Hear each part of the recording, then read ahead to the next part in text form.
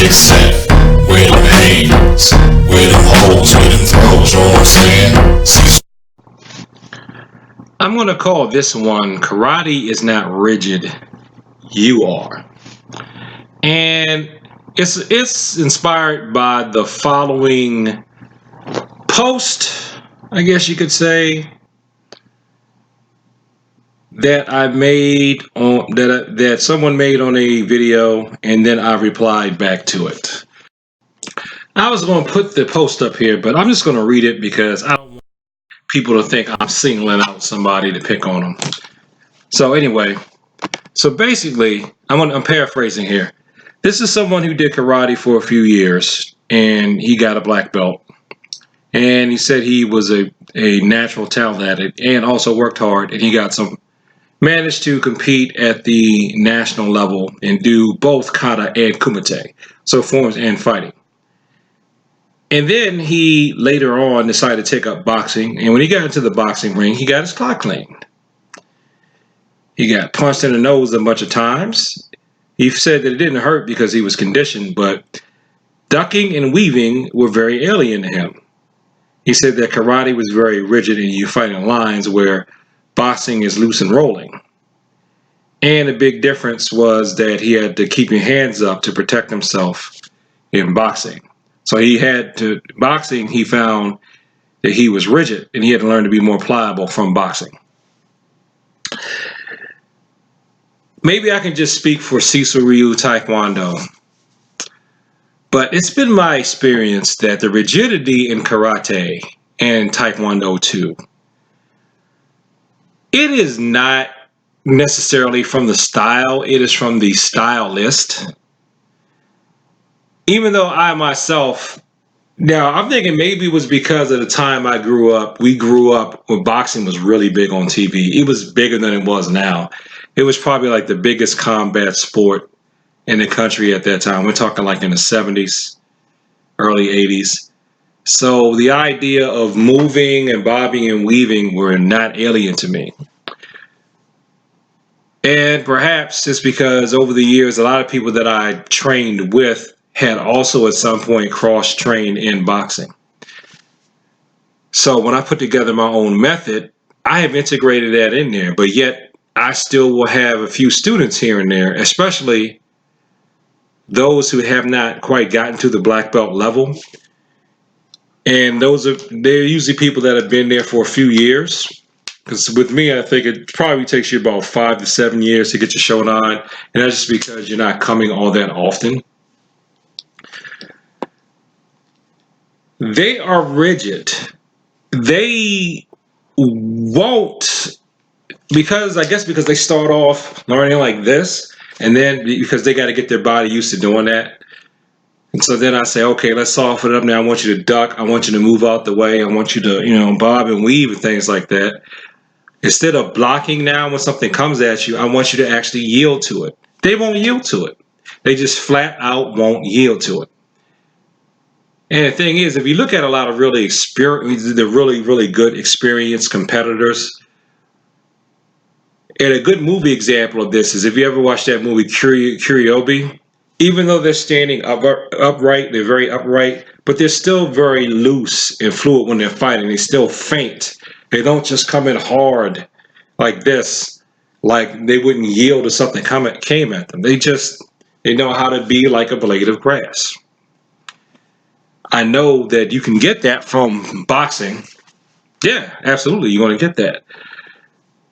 But when I try to impart that to students in the class, so that you don't have to go get a separate boxing coach to learn how to duck, to learn how to just yield to a punch instead of trying to eat it or feeling like you have to block it all the time, they just won't do it. And I think it's because they feel like by being hard and being rigid, they're being strong. And that may work with some type of single power attacks. You can power that through and either absorb it or redirect the force. But when you get a continuous fluid attacks, being hard like that is not going to work. There's a book I have in my closet. It's got a wheel of what types of techniques destroy what. And on that wheel, you have soft destroys hard, Soft destroys hard, hard destroys semi-hard, and semi-hard destroys soft. So that's your wheel of techniques. So boxing is, a lot of those techniques are softer than hard karate. So if you're really hard and stiff in your motion because you feel like I want to get as much power, I need to hit hard because that's what's going to make me strong. Then, and this is a thousands of year old theory wheel, I guess. Yeah, you're going to crumble, but that's not karate's fault. I can't say I blame karate when I've tried to teach it in a karate-like context and people just refuse to take it, and they're coming up under me. Okay. Now, I would say my two worst offenders at this are people who had prior training before they came to me. Maybe their karate instructor imparted that into them. But I mean, when I see people I've seen people, really good black belts, people that fight way better than I do, when they're sparring, they're loose. You know, a lot of people on the open circuit tournament. I remember the last tournament I went to where I could have competed. I just decided not to because I was like, if you're not going to have me compete against people in my age group, I'm just not going to do it. Because I'm tired of, I'm not going to go in there with a bunch of young idiots who are going to try, that I'm going to have to break them up and really bruise them to get them to realize, hey, we're just playing a game of tag.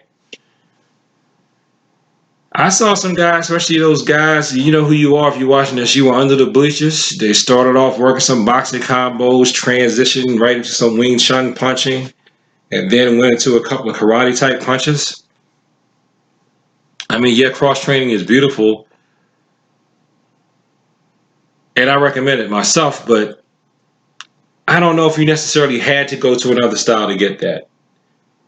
I think it's just you. I think a lot of people are just rigid.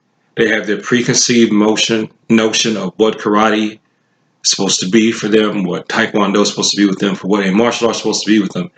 And that's probably why we have these separate styles anyway.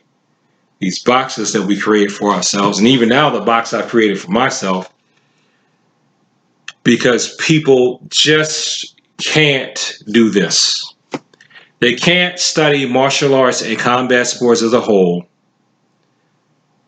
but just have a home base. Meaning, okay, you're a karate stylist.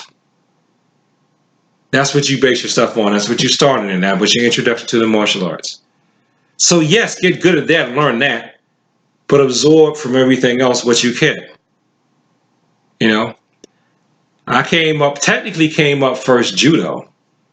That was my first formal introduction.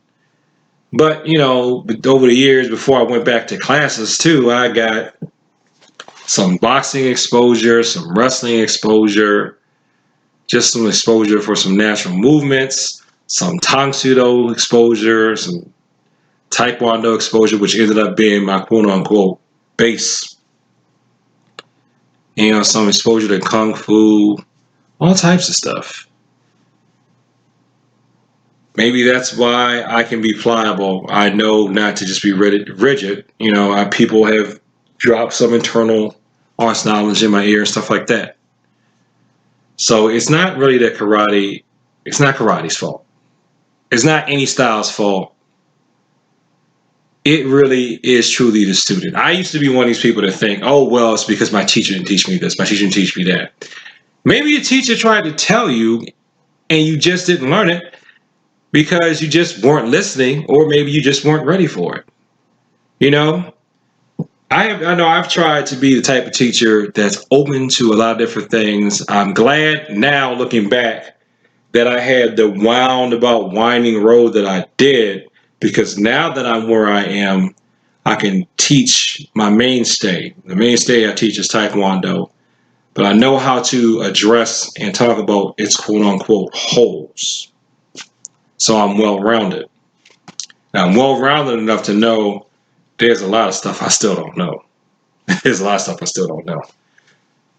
But when I try to impart things, like for example, I know we're teaching you and you're doing your forms quote unquote robotically just to get your body used to doing them. And because I still feel like that's the most efficient motion because it's direct. And if you're really got to defend yourself, if somebody surprises you, come off like that, and you may end it with one blow. Then if you don't, for some reason, in your corner, then you can go into your other repertoire. But when I try to get you to yield, you won't. You know, if I say, I want you to practice slipping, here's a good one, because I remember this, and I'm not going to say who the student was. I was like, I want you to practice slipping these kicks, because some of the people you may go against are going to be good at throwing kicks. You're not going to see them coming because they're going to be too fast. Get used to the feel of it so you know what it is going against your head, and you can slip it even if you don't see it, because you recognize what technique it is. You subconsciously know where it's going to go. And they get offended by that. They act like, I don't want you putting your foot on me. That's how they act. Even if they don't say it, you can tell in their body language and attitude, they act like I'm doing something wrong to them because I'm trying to teach them how to slip stuff. Or like I'll do this, I'll say, it's not like I just walk up to them and do it. Even if I did, they know they're in a martial arts class. They should know I'm trying to drill something. I'm not trying to kill them. So like, let's say, for example, if I'm like, close your eyes, I'm going to put my fist next to you. I'm just going to put something. Okay, what is it? What is this technique? Which direction am I pushing? I just put my fist on here and just push a little bit. Okay, so it's a fist that's coming at your head. You don't see it. Which way are you going to lean to go away from the fist? There are people, like if I have my fist here, there are people that will lean into the fist. Or they'll freeze and they won't move. It's like, move away, move down, move back. If you move back, it might catch your nose. So if you know it might catch your nose, then just turn your head a little bit. That's how you slip stuff. I try to walk them through it like that. Nobody walked me through stuff like that. I had to learn how to recognize that stuff was hitting me and what it felt like, because people was trying to ambush and sucker punch me, or they're supposed to be working at me at a beginner level and they just decide they just going to turn up the heat because they feel like it. But yet I'm trying to impart this and I get this resistance. So it sounds to me like the rigidities that people talk about, it's not in the style. It's in us. It's in our practitioners. We need to learn how to be loose and move loose. We need to be flexible in our thinking so we can be flexible in our bodies. So thanks for watching this video. Like, comment, and subscribe. Please share this with people like to talk about the martial arts. And peace.